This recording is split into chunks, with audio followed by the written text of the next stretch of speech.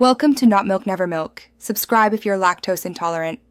In this video, I will explain how to use your Apple Watch SE for swimming. First, always activate water lock before getting wet to prevent accidental screen touches. While it automatically engages when you start a swim workout, you can also manually turn it on. Simply swipe up from your watch face and tap the water drop icon. This essential feature ensures your swim is uninterrupted and your watch functions correctly throughout your activity. To begin your swim, open the workout app on your Apple Watch SE. You'll then choose between pool swim or open water swim, depending on where you are. Next, set your workout goal, perhaps for a specific number of calories, a certain distance, or a duration of time. If you prefer, select open for a free-form swim.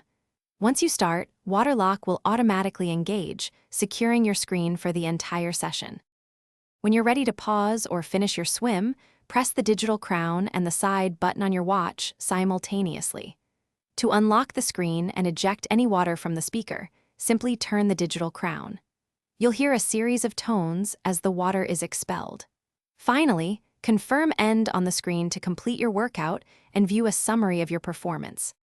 After your swim, it's important to rinse your Apple Watch SE with fresh water, especially if you've been in chlorinated or salt water. Then, dry it thoroughly with a soft, lint-free cloth.